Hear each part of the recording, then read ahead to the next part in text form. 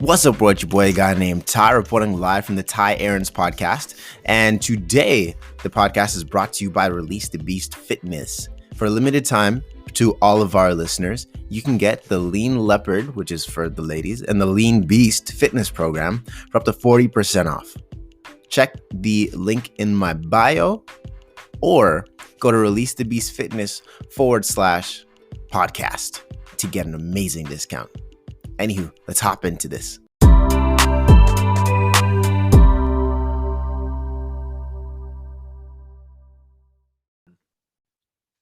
What's up, world? And thank you so much for checking out this latest episode of the Tye Aarons Podcast Student of Life segment, where we like to say that when the student is ready, the teacher appears.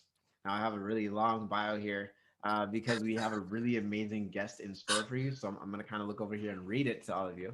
But she's a digital artist currently working on launching her first small business this year. She's passionate about activism, art, and community. She's currently the chair of the Black Artists Collective and community news director at Uplift Black. In her free time, you can find her surfing YouTube for podcasts, makeup tutorials, and movie reviews. She's also a huge fan of anime and ASMR mukbang videos. Now, please welcome an amazing soul and a good friend of mine to the podcast, Dawn. Hey, Dawn, how you doing today? Hey, Tye, I'm really good. Thank you for having me. I'm really excited. Yeah, thanks for being here. It's really exciting to be doing this. This is technically this is attempt number 2. It is. The last one was a really good interview, but now we're just gonna get better. Yeah, definitely. And maybe we'll slip in some footage from that one. But that was a lot of fun. And Yes. It's always good to have you here, and I'm really excited to have you back. So I'm gonna hop into these questions and yeah, let's see how Let's do it. Let's go. Pretty cool.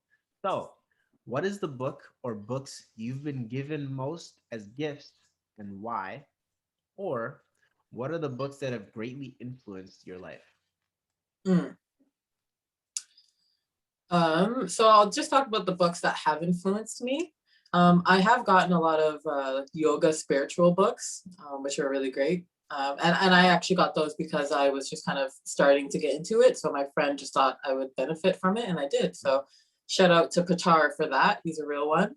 And so some books that really, really, really influenced me started early. I've been reading for a long time, and I would say The Outsiders influenced me the most, just because it really taught me about that social divide and taught me about camaraderie and love and triumph, and it's just a great book.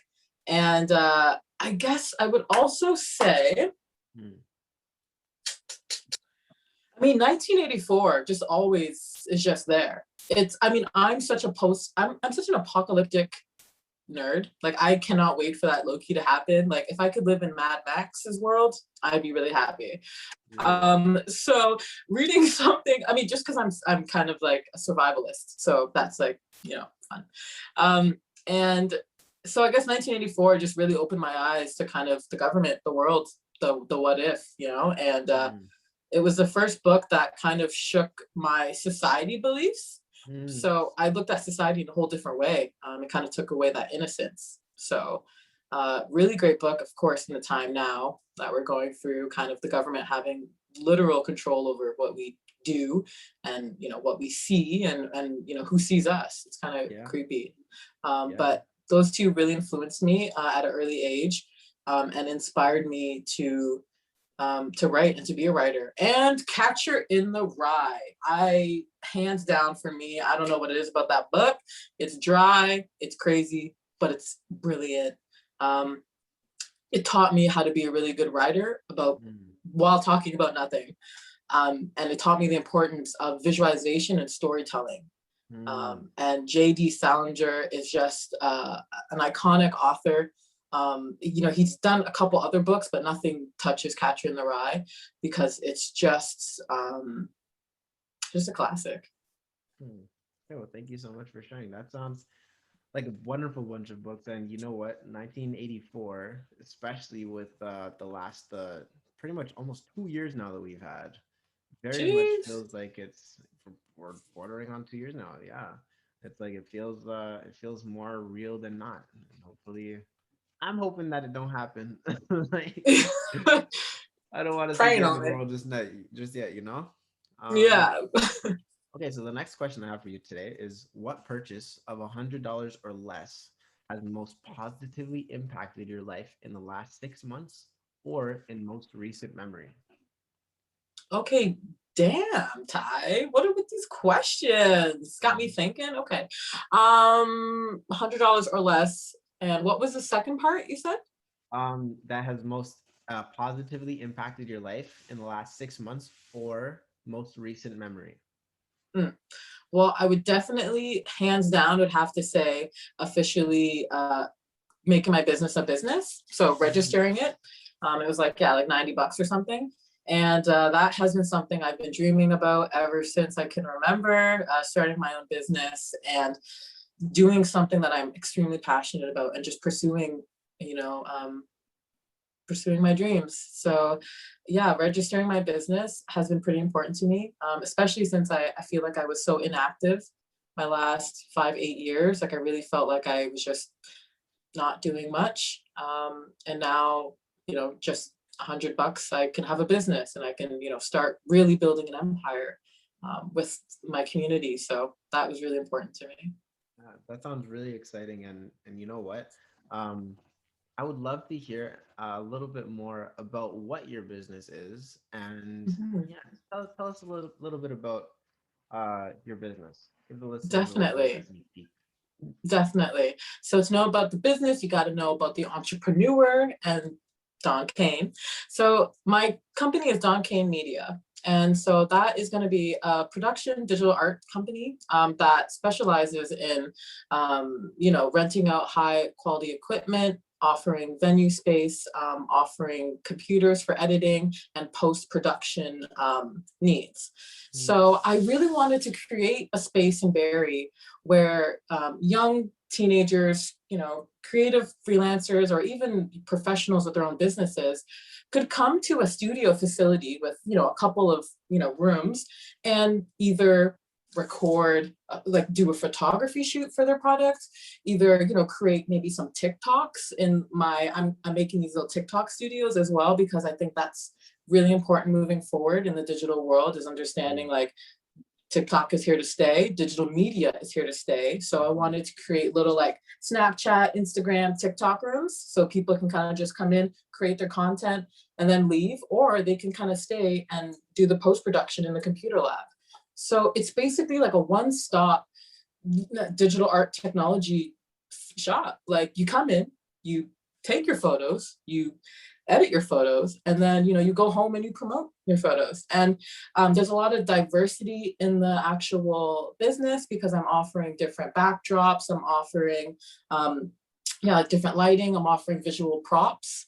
And one thing that I wanted to implement that besides the TikTok thing, which is kind of my unique selling point, because that's not really done, nobody is really catering to the TikTok industry, but people are going everywhere to create TikToks, but sometimes they can't do it at their house. So why not create a service where you can come have a beautiful backdrop for your business or for yourself, and then create. And so I also wanted to create another form of digital art service, digital, Mm, whatever. I wanted to create another little room that was for audio and podcasting. So I mm, wanted to create a studio where you can come in and you can record. Just come in and record. I got the equipment for you. It's a nice vibe. It's affordable pricing for the locals because once again, it's all about community and kind of uplifting the creative economy. And mm. Canada actually has a massive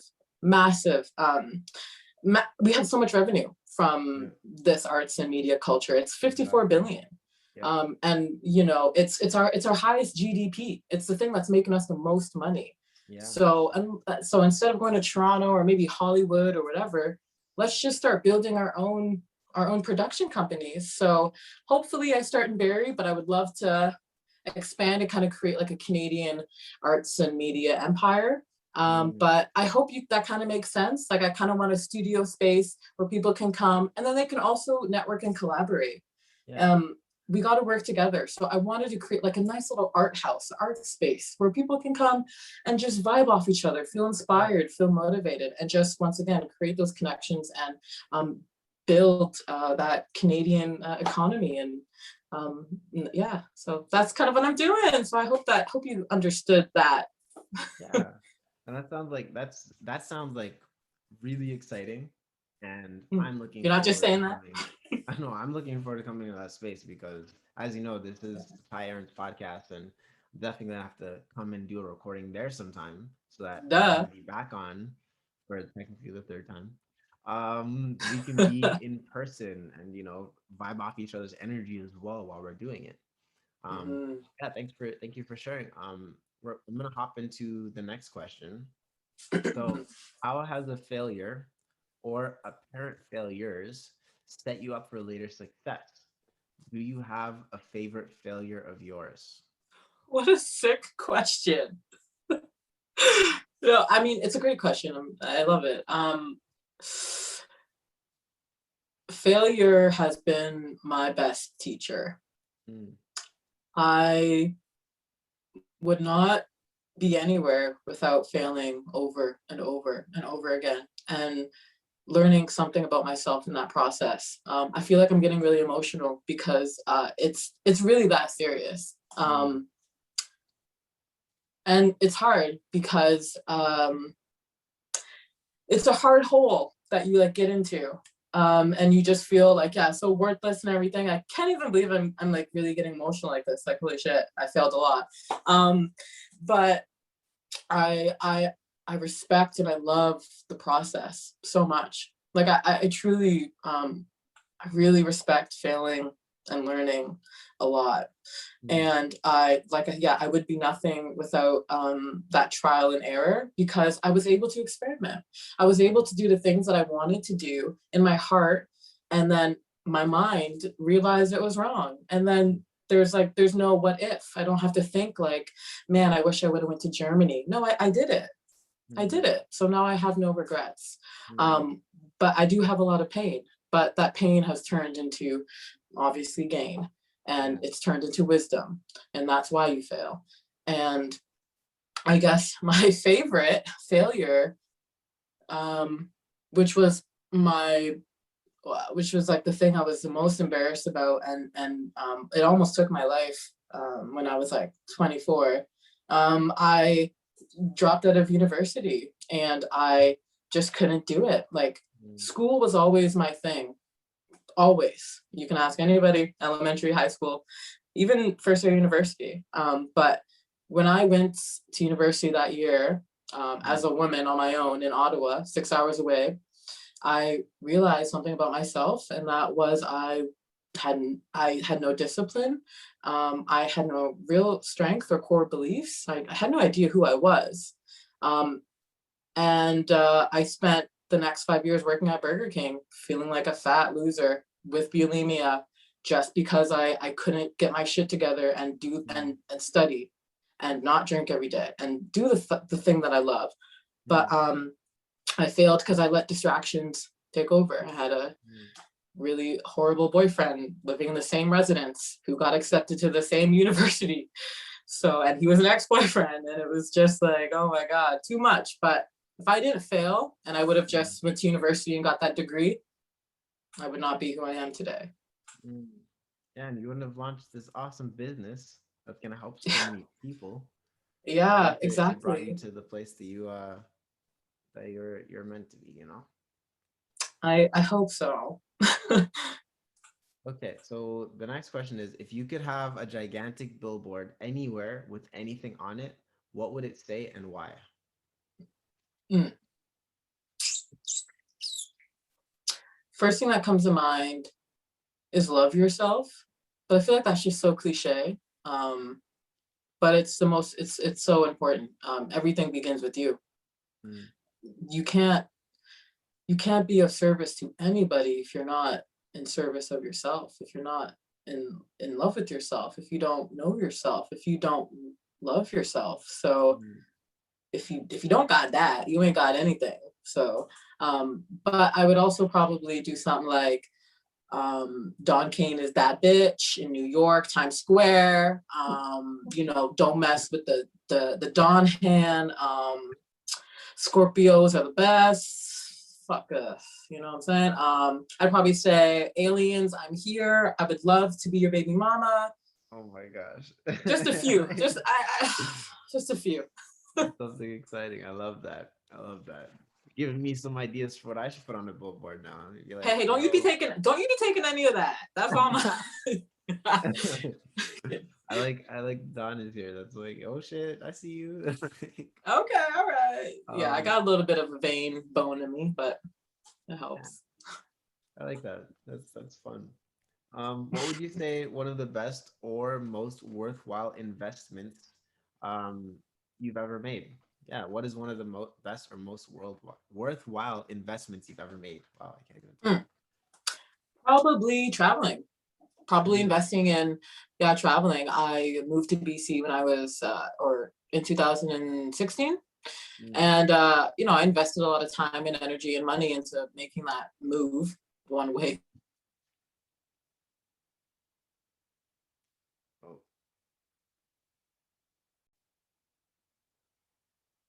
Learning, growing experience. I was not coming back until I was a little bit more whole. So investing in traveling. Okay, bet. I'm trying to hop on that wave right now because I have not traveled at all. And we're gonna start that. We're gonna start. Yeah, September. I know you just get kind of sick when you're just when you just have like, I don't know, you have a creative brain, or you just, you're always trying to draw inspiration naturally. You kind of gotta move around a little bit. Yeah, take up yourself, get into new vibes. Yeah, learn something about yourself. Do something you've never thought you could, like snorkeling with, I don't know, fish and shit. Like, that's cool. I want to go check out some sea turtles. I think that'd be a lot of fun. oh, dude, you're gonna see elephants in Bali. Oh, wait, they have elephant. Yo, I'm gonna check out all this stuff. It's gonna be lit. Like, I'm gonna have Bruh. I think they have elephants. It's near Thailand, no? Well, I'm gonna be hopping around Southeast Asia for a while. Yeah, you can't just go to one. You gotta go all over, yo. Yeah, we're gonna hop around. But this is not about me. This is about you. You're the star of our show, okay? Facts. Okay, bring it back. What is an unusual habit or an absurd thing that you love? Oh.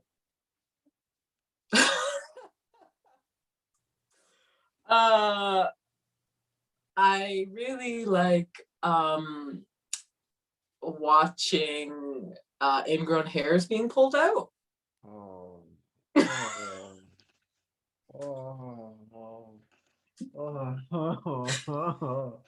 And maybe blackhead popping. Right. You're like, oh my god, this is like one of my classmates. You like those videos, eh? I mean, we could think of, I got other things, but that's just kind of, That's so interesting. Wow. So like, okay, but let me give you another. Wait, what was the question? What is an unusual habit or an absurd thing that you love? Okay. I think you kind of I think that's good. I mean, I don't love those things. I love watching them. Yeah, that's totally wonderful. Thank you so much for sharing. And honey and mustard covered pretzels. Well, I mean, like dry mustard. Oh, I don't even know. I don't think I've ever had that. No, you can't even find them in Canada. It's crack. So. But when you do, you should try them. I'm curious now. I gotta go to New York for that. Nah. I gotta travel for a day. Where is it? Where dried mustard covered. Wait, dry mustard covered pretzels. Yeah. Well, if you find them, let me know. Send them to me. All right. I'll let you know as soon as I find it. Okay. Awesome. In the last 5 years, what new belief, behavior, or habit has most improved your life? Belief, behavior, or habit? In the last 5 years, the habit that really helped probably was stop smoking weed so much and drinking so much. I think that we get oversaturated with how fun it is to like do drugs and to drink and blah, blah, blah, blah when we're young. But hello, this is a problem and need to cut it out. So that was a really good decision. And I, I'm not sleeping very much, but I am healthier and happier, which is great. a belief that really was it shaped, or was it a belief that changed how I think in the last 5 years? Or improved your life? Improved. Spiritual, yeah, Buddhism, spiritual, like really getting into my spiritualism, really diving deep past what the mainstream norm is, because that has been a safe place for me. And the last 5 years, I found Buddhism, and I learned about letting go, and that the suffering is really all in my head. And once I can control that mental process and allow those thoughts to go, but also be gentle to myself and also be gentle about the past, that really shaped how I connect with other people, how I talk to other people, how I talk to myself. And it's really, it's really improved my relationships tenfold. Yeah. I think that, well, there's a lot to get from that. Like, I used to, when I was younger, I was very curious about a lot of different religions in general. And for some reason, like, Buddhism spoke to me the most. And so, like, diving into a lot of the teachings and stuff, and even going to Vipassana and seeing that it is mostly Buddhist practices, and it's not a religion per se, but it's a state of being, and like the freedom that comes with that and stuff, and the way that you can love and everything else because of it, it's really valuable tools. It's so freeing, like you said. Like, so freeing. I'm just like how you're saying how you understand people more, so you don't get angry. Yeah. That's like the principle of Buddhism. You're literally understanding the mechanisms of life and why you feel like you're suffering, and then you realize we're all the same, and you just allow things to be, and you just stand strong in that that hold of yourself. Nothing can shake you, negative or positive. You're still a rock. Yeah, there's a thing called the Dhamma wheel, and well, this is specifically to Vipassana, but reminding yourself that this will also change. Things are really good right now. The whole world is in my favor, whatever. This will also change.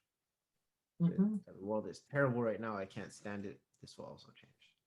Like, everything's temporary. This will also change. Everything. Yeah. And I love how they talk about the eightfold path to enlightenment. Like, they literally give you a step by step on how to be happy in this life. Yeah. Why? And the Four Noble Truths are so enlightening as well. Just understanding yourself and everybody. Like, I just think everybody just needs to kind of read a Buddhism, beginner book to just kind of understand, like, hey, life should be peaceful. Like, you don't really got to be so angry. And you know what I think it really did for me? It honestly, it cured a lot of my depression and anxiety, because I used astrology for answers. I used religion for answers. I was using just, random YouTube videos for answers. But then I got into Buddhism, and it gave me those steps on how to be happy. And the first lesson is just understanding that life is suffering. The next step is defining what is your suffering. The third step is like, okay, how do we take that out? How do we lose that suffering? And the fourth is just like being, and it's like, and it really got me to understand that, like, it's simple, and it all starts with how you think. And it allowed my depression and my anxiety to take a back seat to the Buddhism, because that peace and love and positivity was so much stronger than all of that shit coming up, telling me I'm horrible, like making me feel, terrible. And it outlines it for you, right speech, talk right, you're going to feel good. What's the other one? Right thinking, right eating habits, like just doing things that we know are good for us and following through. And then you will just continuously have a better quality of life. Exactly. Yeah. It's so powerful. That's You're powerful. That's why I'm like, yo, my perspective, I think everyone should go to Vipassana at least one time before they die. Because then you're just immersed in it, right? But reading a book, listening to a podcast. Yeah, sermons. anything would help people at least be able to realize that you are the universe and live with a little bit more happiness, you know. Oh, exactly. We are the universe. You know, we're all in this together too. So, Yeah. you know, you're not alone. No matter what, you're not alone. Okay, the next question I have for you is, what advice would you give a smart, driven college student about to enter the real world? Mm. So what I would say is to not stop working your absolute hardest, doing something that you absolutely love. Mm. Hard work and discipline is probably like the key pillars to my success. Discipline has really helped me to understand what is a priority or not. So through that, I was able to kind of, you know, get things in order, be better, kind of be more responsible, more accountable. And I find that when you're getting into the real world, people sometimes overcomplicate it. They're trying to do all these things. They're trying to have a house. They're trying to get married. They're trying to look sexy. They're trying to have money. They're trying to be creative, trying to do all these things. And it's like, okay, awesome, cool, great. But is that what you really want to do? And when you stop going to college and, you know, you're not living at your parents' house and all that shit, like, you just got to remember that if you're working hard doing something you love, that gas will never run out. And actually, right? So you can do all these things. You know, you can take this internship because your parents really think you should, or you're going to take this job because it's like it's going to give you a lot of money and a lot of benefits, and you can live somewhere cool. But if you don't like it, you're going to be so miserable, and you're going to have to go back to the drawing board. So just work hard doing something you love, and you're never going to regret it. Exactly. Okay. So what advice do you think they should ignore?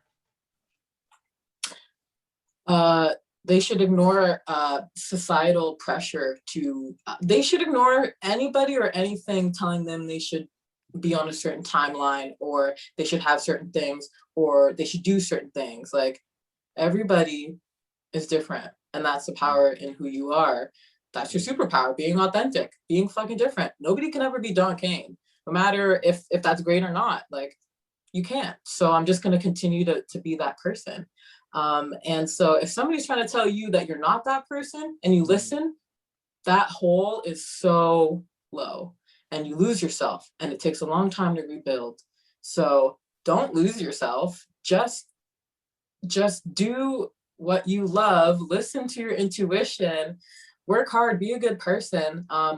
And if you're feeling pressure and you really don't want to do it, don't listen to that. Listen to your intuition.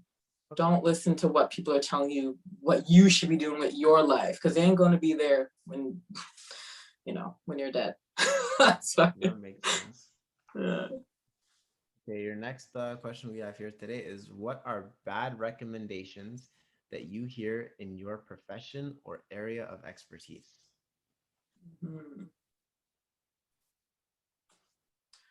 So some bad recommendations, I think, that are kind of going around in kind of social justice organizations are the hyper focus on just marginalized people. So at Uplift Black, of course, we got Black in the name, support Black people. We also support Indigenous, we also support disabled, we also support LGBTQ plus, whatever you may be, doesn't matter, you're a person. So I think in my profession, a lot of people say, well, I'm only supporting Black, I'm only supporting Native, I'm only supporting Muslim. Oh, you don't know anything about Indigenous communities or Indigenous struggles, so you can't support and you can't be an ally. I think that we've already been so divided for so long. And I hear a lot of people, like kind of just only sticking to one niche group, and we need to cut that out, and we need to just support everybody. If you support Black people, you support brown people, you support all people of color, you support every person who's been systematically oppressed in the past life, So because I'm just such an inclusive human, I just love everybody. I just I want everybody to feel accepted and loved. So when I hear people saying that, they don't want Uplift Black supporting Indigenous communities because apparently we have Black in our name, I think that's just like stupid. Yeah, I understand that. Okay. So in the last 5 years, what have you gotten better at saying no to? Men.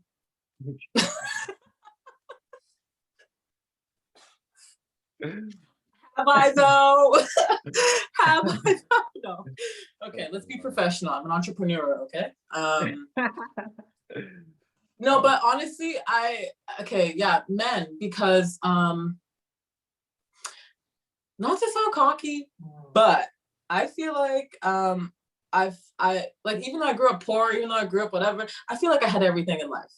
And so when it comes to men, like, they just keep pulling, and I'm a Scorpio, I got some nympho high sex drive. So when I would go out, or just any real attention or affection, I was just like, yeah, let's do it. I'll go on a date with you, like I'll go to the park with you, and whatever. And it's weird. I have I think an easier relationship with men.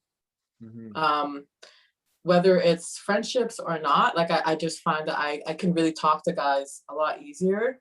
Actually, I can talk to women really easy too, but I just find that I enjoy men's company. So learning how to be not dependent on that type of attention, and understanding that attention is not healthy, and that attention is misconstrued, and that attention isn't even for me, it's for the body. It's just the BTG, it's not DC. And BTG. And so maybe saying no to men, doing whatever they want, just being like, as soon as a guy says that he loves me, then I'm like, oh yeah, okay, I'll do everything for you, and then I completely forget about my big dreams. No, not anymore. And I have also started saying no to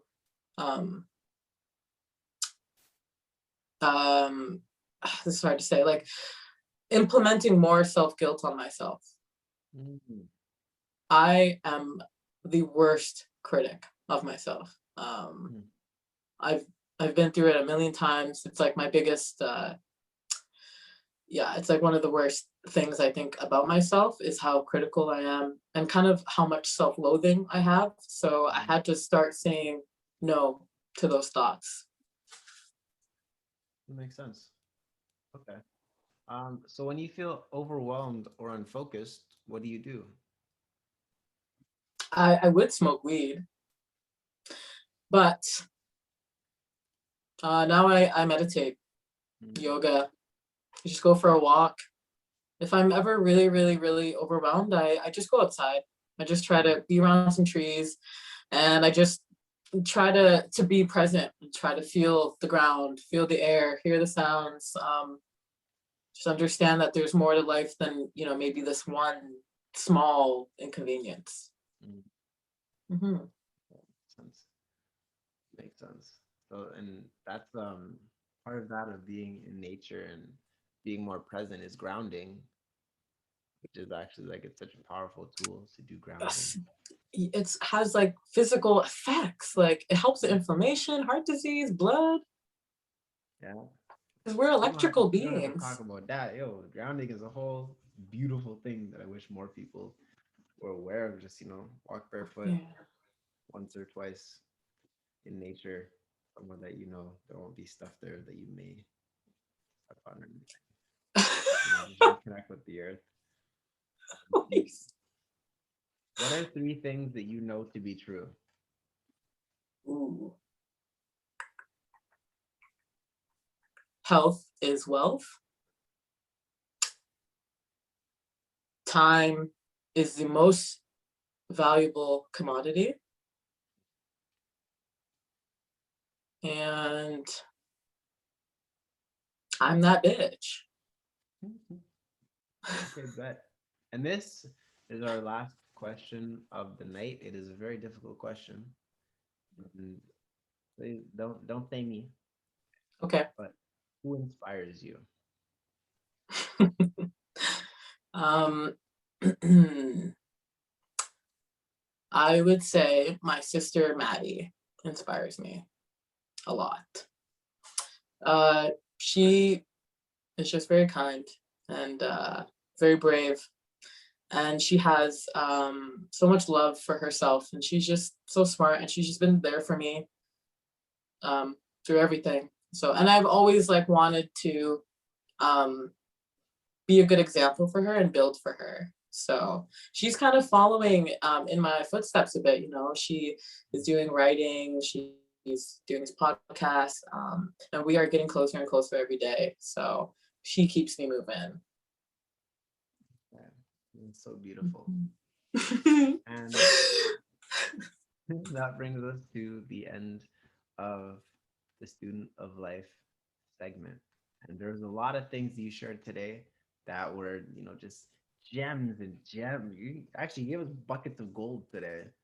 I hope so. Hoping that our listeners will take out some of the gold nuggets that you have shared with us today to add to their toolbox, so that they can, be present, be better, to be able to give back more to their communities and develop themselves even further. Um, Thank you so much for joining us on the Student of Life podcast today, Dawn. Yeah, we'll see you in the future sometime. Where could people find you? How can we find you and find out about your business? Or if we wanted some more information, how can we find you? Mm-hmm. So please, you can find me at Dawn M. Cain on Instagram. So DAWNMCAIN. I'm sure you're gonna link it below, so I'm gonna spell that out. I'm also on TikTok, Dawn Leisha 1. It's a fun vibe. Definitely trying to build that digital media presence and trying to kind of build a following. And you can check out upliftblack.org for what we're kind of doing around Simcoe County and Barrie, and also just for updates on Black activism and social issues. Okay. And so with that, we're going to conclude our podcast. Thank you guys so much for listening, and we'll see you next time. Peace. Bye.